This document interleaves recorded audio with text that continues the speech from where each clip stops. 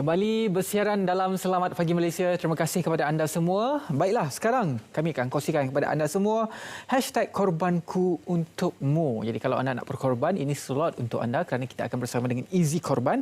Hari ini saya bersama dengan Ustaz Hafiz Firdaus, Ketua Pegawai Operasi, untuk kita bercakap mengenai pengertian konsep ibadah korban dan juga apakah pakej-pakej yang ditawarkan kalau anda berminat untuk menyertai ibadah korban di bawah pakej Easy Korban ini. Baiklah, Assalamualaikum Ustaz. Waalaikumsalam. Selamat datang ke Selamat Pagi Malaysia. Baiklah, Ustaz, kita boleh mulakan perbincangan kita pada hari ini dan juga perkongsian. Kalau yang berminat untuk menyertai ibadah korban, kita boleh mulakan dahulu tentang pengertian juga konsep ibadah korban itu sendiri.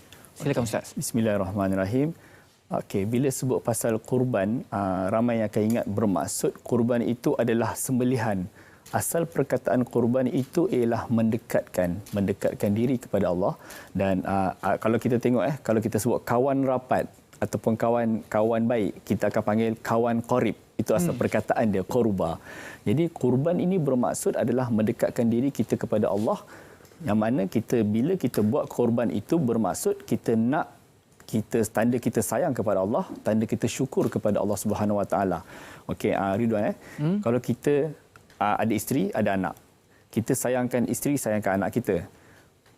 Kalau pada hari lahir dia, kita tiba-tiba kita tak ingat. Biasa orang lelaki, dia lupa. Dia duduk kerja hari-hari, padahal hari-hari kita sayang dia. Kita sediakan rumah, bayar dah bulan-bulan, kita sediakan makan minum.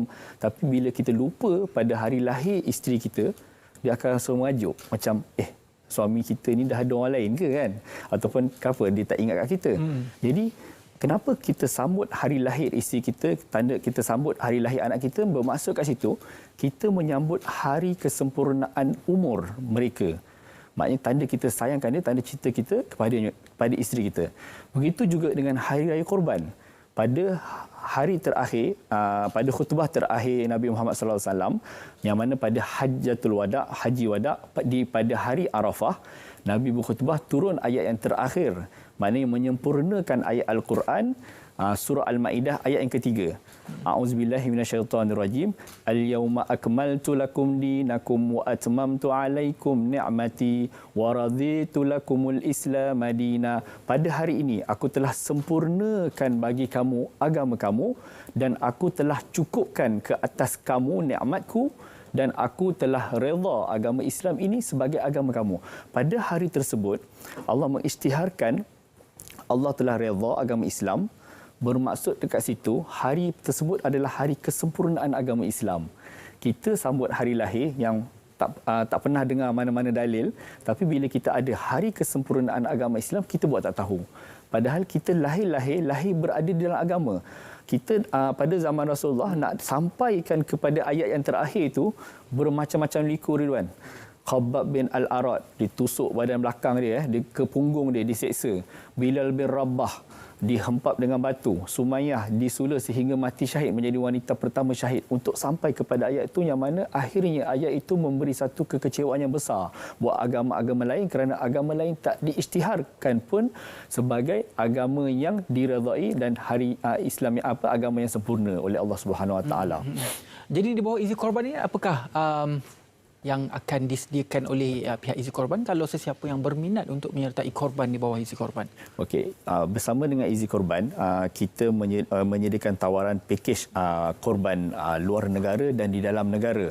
Yang kita utamakan, selalu orang tanyalah, yang mana lebih baik, yang mana lebih afdal untuk pelaksanaan korban. Jadi kita bagi tahu, korban yang paling terbaik, Ridwan, ialah korban dengan tangan kita sendiri, dengan kita sembelih haiwan itu sendiri. Kalau tak mampu sembelih, kita datang tengok haiwan pada hari korban tersebut. Itu adalah yang paling afdal. Jadi kita di Easy Korban, kita menyediakan tawaran bila kata surau. Kalau saya tak pasti, mungkin sekarang ni kalau pergi ke surau dan masjid dah banyak yang tutup. Sebabnya biasa dia orang nak uruskan tu susah kan. Jadi kami menawarkan pakej iaitu korban di Malaysia, yang mana dengan harga untuk satu bahagian lembu RM750, satu bahagian lembu, dan satu ekor kambing RM1,119. Dan untuk package korban di luar negara ialah kambing adalah 1199 untuk harga seekor kambing. Dan 1199. Dan untuk harga seekor kambing untuk luar negara ialah RM580 dan satu bahagian lembu ialah RM320. Jadi kita buka peluang kerana Allah juga memberi peluang kepada kita. Ridwan, pada hari raya haji Allah memanggil hamba-hambanya untuk dijemput ke Baitullahil Haram. Kalau kita tengok dekat sini ada cantik set untuk persediaan ke bulan haji. Jadi apa ruang untuk hamba-hambanya yang tak dapat pergi haji? Jadi di sinilah Allah menceritakan yang mana di dalam hadis disebut pada hari raya korban tak ada satu amalan yang paling dicintai oleh Allah Subhanahu Wa Taala melainkan ibadah korban. Maknanya segala amal sunat yang berlaku pada hari tersebut, amalan yang paling dicintai Allah, Ridwan, ialah sembelihan haiwan korban. Jadi untuk kita-kita yang berada di Malaysia ataupun tak berada di Makkah yang tidak mengerjakan haji, kita ambil peluang ini untuk melaksanakan ibadah korban. Allah panggil open house. Dia seolah-olah macam open house lah, Ridwan. Bos kita sambut hari lahir dia dan dia panggil staf-staf dia datang. Jadi kalau kita sayangkan bos kita, kita sediakan hadiah. Mungkin kita tak dapat pergi open house tapi kita sediakan hadiah. Jadi macam tu juga istilah untuk ibadah korban. Allah memanggil hamba-hambanya tapi ada ruang untuk orang yang tak dapat datang ini ialah dengan memberi sesuatu, iaitu melaksanakan ibadah korban. Jadi negara-negara mana yang boleh dipilih ataupun bagaimana? Okey, setakat ini kalau untuk memudahkan pengurusan kami di Izzi Korban, kita memang tak menggalakkanlah untuk peserta memilih negara. Tapi untuk negara pelaksanaan kita di luar negara ialah sebanyak 37 buah negara, termasuk Malaysia 38 lah. Dan di Malaysia kita akan melaksanakan ibadah korban itu di beberapa negeri yang mana kami bekerjasama dengan Yayasan Izzi Prihatin. Yayasan Izzi Prihatin sebagai pelaksana kami di Malaysia, yang mana mereka juga bekerjasama dengan beberapa NGO, rakan masjid dan juga Jabatan Agama Islam di beberapa negeri untuk memudahkan pengurusan korban. Dan kami pula di 37 buah negara, insya-Allah ada beberapa negara yang kami sedang usahakan untuk keluar negara ketika ini dan kita akan hantar urus setia. Dan antaranya negara yang kita akan pergi ialah di benua Afrika, yang mana kita sediakan 3 ke 4 tim untuk pelaksanaan ibadah korban di luar negara. Dan saya sendiri berada di pejabat juga untuk maksudnya kita menunggu segala report dan juga menunggu laporan lah daripada luar negara untuk memberi yang terbaik buat kita punya kepada peserta kita. Jadi kalau kita dapat lihat ini adalah di benua Afrika. Ini di India. Di India. Di India. Jadi antara negara-negara yang paling banyak yang telah allocationnya oleh Izzi Korban. Okey, so kalau ikutkan negara-negara yang kita pilih ini ialah yang pertama negara yang kebanyakan minoriti umat Islam. Itu bermulanya kita di negara Kemboja lah. Tapi bila lama-lama kita tengok kita dah masuk ke benua Afrika, sebenarnya masih ramai lagi umat Islam di benua Afrika, yang mana benua pun besar kan kalau kita tengok. Dan kalau contoh macam tadi kita tengok di India ni sebenarnya populasi dia pun sangat besar. Kalau ikutkan untuk kalau katalah keseluruhan korban kita hantar ke negara tersebut pun kita masih lagi belum dapat bagi semualah.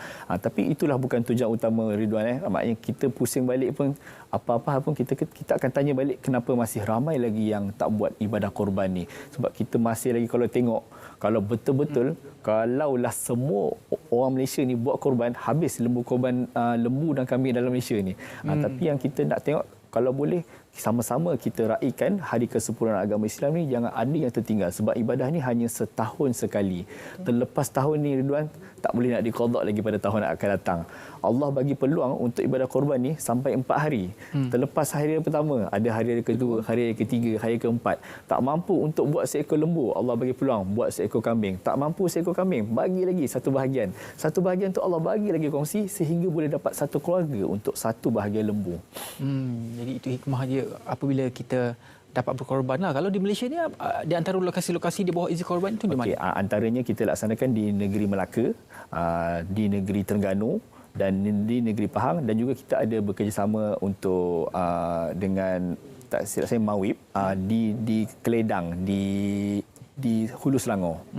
Di Hulu Selangor lah. Itu antara itu pada lokasi-lokasi yang ada di Malaysia. Betul, lah. dan itu saya akan turun sendiri insya-Allah. Ustaz akan turun sendiri sendiri. Pada hari raya ke berapa tu? Hari pertama. Hari pertama saya akan turun, dan yang akan bersama dengan kita saudara Abun. Abun akan ke sana. So Abun sebab dia biasa dengan Easy Korban, dia biasa pergi ke luar negara. Tapi tahun ni bila tak bawa ke luar negara, kita bawa lah juga dalam Malaysia dan pergi ke tempat itulah. Bila tarikh tutupnya?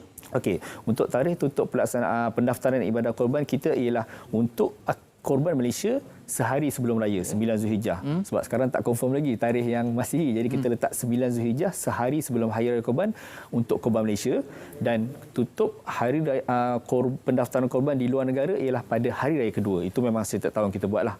Hari raya kedua kita tutup. Masih ada masa untuk anda semua. Sangat masih lagi. Boleh merancang keuangan anda. Betul. Carilah duit sikit lebih untuk kita melaksanakan ibadah korban ini. Dia tak sempat dari dulu. Kalau ikutkan sekarang ni berapa hari je lagi. Ya.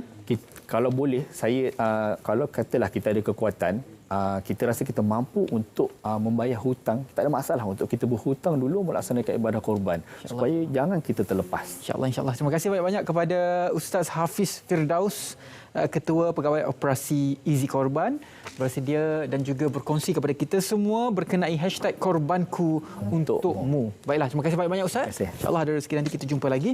Baiklah, sekarang kita akan ke Met Malaysia untuk meninjau keadaan cuaca di Malaysia pada hari ini. Bagaimanakah, panas, hujan dan sebagainya. Silakan rakan pelapor.